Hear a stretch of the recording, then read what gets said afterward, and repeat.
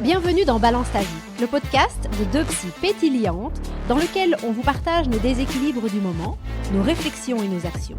On le fait en toute légèreté et humilité pour vous inspirer, vous aider à trouver votre propre balance et kiffer être vous. Hello Lila. Salut Sarah.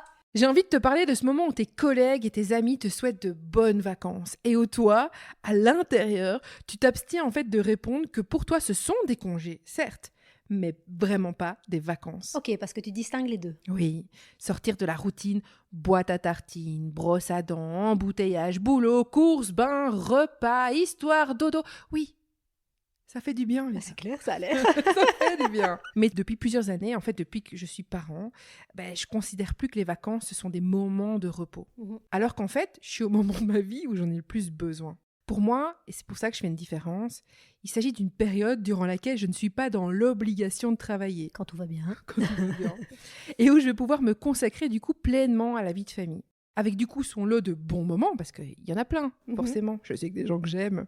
Mais il y a aussi ce dont on parle en fait beaucoup moins, c'est tout le lot des frustrations qui s'accompagnent. Ok, toi tu es frustrée en vacances.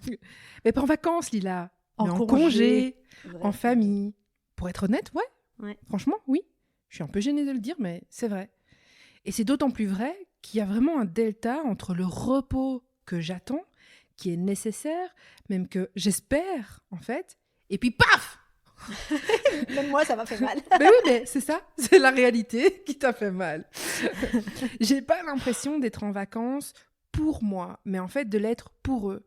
Je me lève, je me bouge et je m'active essentiellement, en tout cas, pour eux, pour leur faire vivre des chouettes moments, leur créer des bons souvenirs, qui se sentent bien et qui s'amusent au max. Oui, les enfants, clairement. Mon mari aussi, accessoirement. Mais oui, non, c'est vraiment pour les enfants.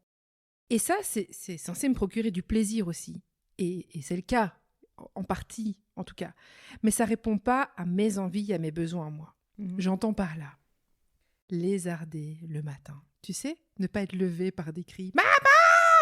Mais juste je par sais le plus, mais je silence. l'imagine et ça me fait du bien. Imagine avec moi. Franchement, prenons 2 secondes tous ensemble pour imaginer ce moment. Et si ce moment existe pour vous, eh bien savourez-le. Kiffez-le. Savourez-le. Ah oui. Pour pouvoir boire un café chaud, Lila, pour pouvoir lire un livre du début à la fin. Moi, j'ai plein de livres entamés, son livre des vacances. C'est ça, ceux que tu vas lire en vacances. Il y a ceux que je vais lire, ceux que j'ai commencé, que j'ai pas fini. Okay. Mais comme je me souviens pas, j'ai pas envie de les reprendre ceux-là. Oui, J'en commence c'est... d'autres, clairement. J'ai aussi envie de prendre un bain de soleil, de prendre des douches à rallonge. Et tout ça, il a pas sur un an, mais sur la même semaine. Quelle ambition. Mais oui, c'est mission impossible en fait. Enfin, en tout cas pour moi. Ouais. Parce que j'ai l'impression que je dois choisir entre eux et moi. Mais en vrai, le choix, il est vite fait. Et quelque part, il est fait avec culpabilité en plus. Parce que moi, j'aimerais simplement kiffer ma life, de faire une tour en Lego ou de visiter pour la 3e fois de la semaine la piscine du coin. Oui, j'aimerais. Mais dans les faits, c'est pas le cas. Et ça, je peux pas vraiment le choisir, mais je le vis comme ça. Ouais. Et en plus, il y a aussi l'énergie. L'énergie qui est pas là au moment où moi, je voudrais qu'elle soit là. Pour faire tout ce que je viens de dire avant. Pas lézarder, les activités, notamment pour les enfants. Parfois, même ma tête, elle en a envie. Oui, aller à la piscine, kiffer ma life. Il y a des fois où j'en ai envie. Mais alors là, c'est l'énergie qui est pas. Frustration, quoi. Parce qu'en vacances, en famille, en fait, on a besoin d'énergie. Alors que moi, j'ai plus de jus et que j'aimerais que les vacances soient juste l'occasion de me recharger les batteries. Je discutais il y a pas très longtemps, pendant les vacances d'avant, celles de carnaval, avec un papa qui m'a dit « Ouais, tu sais quoi, j'ai trop hâte d'être lundi. » Donc, jour de reprise. En fait, de boulot. Il dit « Ouais, j'ai trop hâte d'être lundi pour me reposer. » C'est dire comment les vacances sont challengées. Mais à fond. Et c'est pas quelqu'un qui a pas un boulot qui est aussi challengeant. Donc, c'est pas dire. Oui, je comprends ce que tu veux dire. C'est que malgré le fait que ces moments soient plutôt enrichissants sur le plan humain et sur le plan familial, ils sont aussi très exigeants. Clairement. Trop exigeant par rapport aux ressources dont tu disposes. Tu penses aux activités à faire, il faut les organiser, puis les gérer. Sur le moment, tu réponds aux besoins quotidiens et tu donnes de l'attention presque constante, ce qui rend compliqué le repos et la détente dont tu dis avoir particulièrement besoin le temps passant. Quoi. Oui, c'est ça. Ce qui devrait être cool dans mon esprit, en fait, dans les faits, ça génère de la frustration, voire clairement dans certains cas d'irritabilité et de la mauvaise humeur, que j'arrive même pas vraiment à justifier. Et puis aussi, je me retrouve coincée avec des sentiments ambivalents, parce que à la fois j'aimerais avoir l'énergie et l'allant pour vivre ça autrement, vivre ces beaux moments de vie de manière ultra agréable, alors que franchement, moi je me sens dépassée. Et à un moment de vie, dans une sphère de vie où franchement, c'est bof de me sentir dépassée là. Et puis en plus, quand j'y réfléchis, et c'est peut-être ce qui fait que j'en parle pas trop, c'est que c'est franchement pas non plus très grave. C'est ça. Et pourtant, ça peut donner lieu à des accrochages, quelque part à une baisse de l'estime de soi, et en fait à encore plus de stress. Ok, mais des vacances congés, il y en aura encore et encore. Et toi, ta fatigue et ton besoin de te reposer, il ne risque pas de disparaître demain. Je connais un peu les coulisses de ta vie. C'est pas pour demain. De quoi tu as besoin ? Qu'est-ce que tu aimerais voir changer ?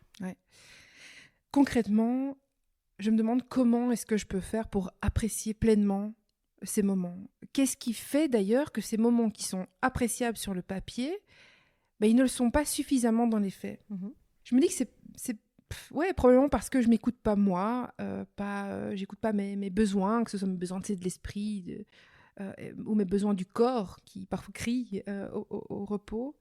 Un peu comme si en fait tu écoutais ce que tu penses devoir faire pour faire bien, pour être un bon parent. Oui, c'est ça. Je suis coincée dans un conflit de valeurs. D'un côté, je ressens le besoin de prendre du temps pour moi, de poursuivre mes passions, de prendre soin de mon bien-être personnel. Et d'un autre côté, je me sens également investie du devoir de répondre aux besoins de ma famille, de les soutenir et de leur consacrer du temps et de l'énergie. Et entre les deux, en fait, je ne trouve pas le juste milieu. Tout ce que je prends pour moi, j'ai vraiment l'impression de le voler aux autres. Et au final, ce que je me dis, c'est que si finalement je suis pleinement là, ni pour moi, ni pour les autres, où est-ce que je me trouve ? Est-ce que je suis coincée dans une espèce de zone de frustration ? Franchement, peur, quoi. C'est pas ça dont j'ai envie. Je me rends compte que je suis pas d'accord avec moi-même, à l'intérieur, quoi. Une dinguerie. Mais du coup, c'est fou parce que tu me dis qu'en même temps, tu dois faire et qu'en même temps, cela ne te convient pas du tout. C'est une vraie ambivalence. Alors pourquoi tu t'obliges à faire quelque chose qui ne te fait pas te sentir bien ? C'est là toute la subtilité de la chose, Lila. Bien sûr que ça me fait du bien. Quand on met tout son temps, toute son énergie au service de sa famille, on répond et on s'aligne plus que certainement à nos représentations du rôle de parent, à la représentation mentale de ce que c'est qu'être un bon parent. Et ces représentations, elles se sont créées dans le temps, au travers de notre histoire familiale, des expériences positives qu'on a vécues dans ce cadre-là, de nos attentes, de l'identification qui se fait au travers des réseaux sociaux, où on voit chez les autres comment ça se passe merveilleusement bien et qui alimente notre vision du parent et de la famille d'aujourd'hui. Et heureusement que tout ça change, parce que depuis quelque temps, c'est probablement ce qui nous permet d'en parler aujourd'hui. On se rend compte que tout ça est fake, en fait. Oui, clairement. Ces représentations, elles jouent un rôle tout de même important dans notre façon de percevoir et de vivre, dans ce cas-ci, les vacances en famille. Elles influencent notre manière de faire, notre manière d'être, ce qu'on pense devoir faire et ce que l'on pense ne pas être en droit de faire pour coller à ces représentations qui sont donc souvent, la plupart du temps, inconscientes. Et dans la même idée, en parallèle, les vacances en famille telles qu'elles se passent viennent se heurter à une autre représentation, imaginaire donc toujours, que l'on a de la famille et de comment les moments ensemble devraient se passer. Ouais, un peu comme dans une pub de pâte à tartiner, où tout le monde est content de manger un bout de pain. Tout le monde est heureux. Oui, c'est exactement ça. Là, c'est une famille fonctionnelle, où on a réussi en tant que parents, où tout le monde il est content. Pourquoi dans ma famille à moi, on se dispute pour ne pas manger les croûtes, pour celui qui aura la première tartine ou la dernière tartine, pour la tasse verte que personne ne voulait la veille ? Et pourquoi est-ce qu'il y a autant à manger sous la table que sur la table à la fin ? C'est pas comme ça dans la pub. Non. Alors je suis pas complètement à l'ouest. Quand je vois ces pubs, et c'est encore plus vrai, comme tu le dis, ces dernières années, je me doute bien que c'est un peu surfait pour vendre. Idem quand je vois toutes les belles photos sur Instagram. Je conscientise de plus en plus que c'est une partie toute petite d'une réalité à un moment donné. Oui, mais si on est tout à fait honnête, on n'est pas sûr à 100% que c'est pas vraiment une réalité quelque part chez quelqu'un qui, Ouais. lui, y arrive. Et en attendant, notre cerveau, lui, il a vu et a enregistré ces images. Elles sont donc, tu vois, intégrées dans notre registre C'est vrai. mental. C'est comme quand on te fait l'exercice de l'éléphant rose auquel tu ne dois pas penser pour te prouver qu'en fait, tu sais pas faire autrement qu'y penser. Ouais. T'as beau le savoir, voilà, t'as beau connaître l'exercice, t'y penses quand même. Même si tu le connais, même si tu l'as déjà fait 1000 fois. Ouais. C'est un peu cette idée, en fait. Oui, savoir qu'il y a quelque chose potentiellement de pas tout à fait juste ne suffit pas. Ça contribue, mais ça suffit pas du tout. Et à côté de ces représentations mentales, il peut aussi y avoir notre besoin plus ou moins important de contrôle. Besoin de contrôle chez toi? Moi? Jamais. Je vois pas de quoi tu parles. Du tout, non plus.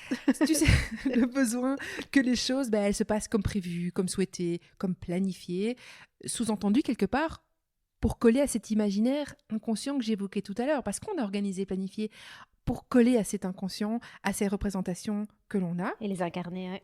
Et là, à nouveau, paf! Puis Sarah, 2 fois que tu me frappes sur cet épisode. C'est pas moi, c'est le quotidien. Oh. Tu vois? Tantôt c'était la réalité, là c'est le quotidien. Ce besoin éventuel, en tout cas de contrôle, il est mis à rude épreuve quand on est H24 ou presque, heureusement ils dorment, avec les enfants. Et ils vont à l'école. Oui, heureusement. Mais pas quand on est en Pas en congé. mais non. Parce que mettre le contrôle et les enfants dans la même phrase, c'est dur en fait. Ça marche pas. L'équation ne peut pas fonctionner. Plus le besoin de contrôler est fort, plus en fait il nous rigidifie mentalement. Hein. Il n'y a qu'à réécouter, on peut faire le lien avec l'épisode qu'on a déjà posté sur le déséquilibre. Moins on accepte en fait les aléas, les imprévus et tout ce qui nous éloigne de notre état recherché, plus on est mis sous tension. Et quand on y pense, par nous-mêmes quelque part, c'est nous-mêmes qui nous mettons dans cet état de tension. Et cet état recherché, en lien avec tout ce que l'on a dit précédemment, il peut être en plus complètement paradoxal. Vacances d'amour, de rire, de fun en famille d'une part, et repos dans un hamac sur une île au bord de la mer d'autre part. 2 situations assez éloignées. Oui, et surtout assez peu probable. Exact. En fait, dans nos vies en tout cas. Oui, je suis dans le brin dès le départ. Et tu vas quand même, tu le prends ce billet d'avion. Je fonce droit devant, quoi. Et puis le plaisir dans tout ça, il est où ? Un plaisir qu'on peut perdre parfois tout doucement parce qu'il y a des responsabilités parentales, les valeurs familiales, les attentes sociales qui l'influencent. Il peut devenir difficile de profiter pleinement de certains plaisirs quand mentalement nous sommes envahis par des emplois du temps chargés, par des to-do list à rallonge. D'ailleurs, le stress chronique peut entraîner des changements dans les circuits de récompense du cerveau, ce qui diminue dans le temps notre capacité à ressentir du plaisir. Aussi, les sentiments de honte, de culpabilité pèsent et viennent parasiter notre capacité à ressentir ce plaisir, à le ressentir et à le vivre pleinement. C'est ça. Bon, alors, si on résume. Les vacances en famille, ça peut être compliqué selon le moment de vie dans lequel on se trouve, notre santé physique et mentale à ce moment-là, notre besoin de récupération, notre configuration familiale, etc., etc. Ce qui les rend compliqués, au-delà du simple fait que vivre en communauté est déjà un challenge en soi, quelle que soit la configuration dans laquelle on se trouve, c'est 1. L'écart ressenti entre notre représentation de la famille et de la vie de famille et, paf, cette réalité. 2. L'écart, toujours, qu'on veut éviter au max, en fait, qu'on essaie de réduire entre cette vision qu'on a du parent que je dois être et celui que je réussis à être vraiment dans la vraie vie. Et 3, c'est également l'écart entre ce que je mets en place, ce que j'attends, et la réalité, parce que je ne contrôle pas tout. Du coup, c'est bien, ok, mais qu'est-ce qu'on peut proposer comme action pour éviter le grand écart et le claquage, en fait, qui fait bien mal en bout de course ? Alors tout d'abord, je pense qu'il est important d'être honnête avec soi-même sur ses besoins réels et sur ses freins, les raisons qui nous empêche de les prendre en considération ou de leur donner une place à un moment donné. Est-ce que je me suis déjà questionnée sur la façon dont j'imagine qu'une famille doit fonctionner, à quoi elle doit ressembler, comment les interactions doivent être ? Est-ce que être une bonne mère pour moi, une mère aimante pour moi, j'ai une vision claire de ce que c'est ? Et puis, est-ce que j'ai déjà pris le temps d'observer que ces représentations de la famille, de la mère, et de cause à effet des vacances en famille, à savoir un moment de vie où se jouent ces représentations, m'appartiennent. Elles se sont construites au travers de mes expériences, de ce que j'ai observé comme étant des normes passées ou présentes. J'ai rassemblé tout ce qui m'a permis de créer ces représentations.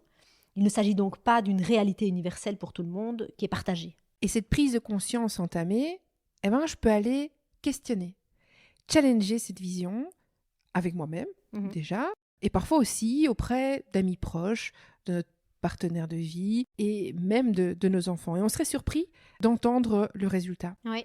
Et ça contribuera à m'expliquer pourquoi j'ai tant besoin que tout se passe bien, pourquoi je ne me laisse pas ou pas assez de place. Que tout se passe bien, que tout se passe comme je voudrais que ça se passe. Oui, clairement. Au-delà du bien. Ouais. Oui, ça me donne en tout cas des perspectives sur ce qui se passe. C'est ça.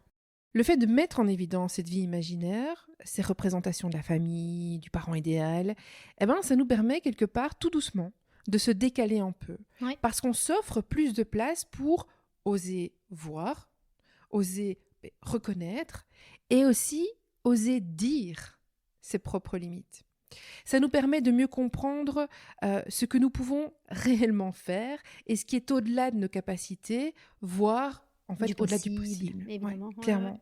Ça nous permet également de reconnaître nos besoins personnels et de prendre conscience peut-être des freins, quels qu'ils soient et où qu'ils se trouvent, qui nous empêchent de leur accorder de la place à ces besoins, la place qu'ils méritent. Peut-être qu'on a du mal à déléguer des tâches, peut-être qu'on a du mal à demander de l'aide, par crainte en fait de paraître comme une personne, un parent incapable, voire de décevoir. En identifiant ces freins, on peut commencer à travailler sur des stratégies pour les dépasser et prendre soin de nous-mêmes. C'est s'autoriser en fait à prendre des actions, quelles qu'elles soient, qui nous correspondent, qui vont un peu plus dans le sens de nos besoins et surtout du champ des possibles, plus que dans le sens du devoir à accomplir et de la norme à incarner. Communiquer, discuter de ce que l'on ressent avec son partenaire est aussi une piste.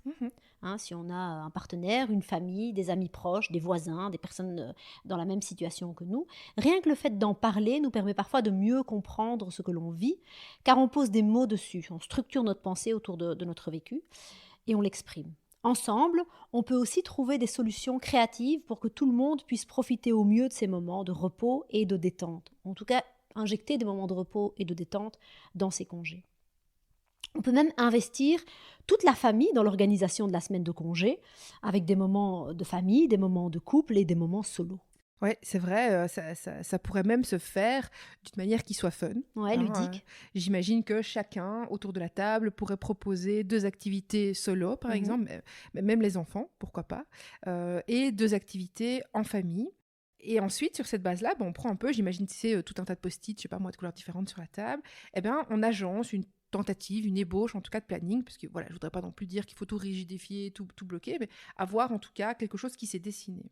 Et le fait que ce soit discuté à ce moment-là et agencé en famille, probablement que ça va permettre de limiter la culpabilité qu'on peut ressentir, mais aussi que tout le monde soit au fait, le moment venu, de comment les choses vont se passer. On pourra les uns et les autres, profiter pleinement de chaque situation, car on sait que chacun aura des moments qui lui conviendra. Et qui sont planifiés, on a une vision globale de la situation. En plus, on limite le risque de conflit de valeurs. On passe de « c'est les enfants, la famille ou moi » à « c'est les enfants, la famille et moi ». Oui. Plus tôt on commence à le faire, mieux c'est. On évite l'accumulation des frustrations, le stress chronique qui s'installe et la fatigue qu'on arrive de moins en moins facilement à récupérer. Un autre conseil qui peut aider, même si ça ne modifie pas concrètement la situation des congés tels que je l'ai évoqué, c'est d'ajuster ses attentes et sa vision des vacances idéales. Identifier aussi son besoin plus ou moins fort de contrôler les choses. En fait, parfois, le chaos et les frustrations, même si c'est pas agréable, c'est assez réaliste. Les vacances en famille ne doivent pas être parfaites pour être appréciées.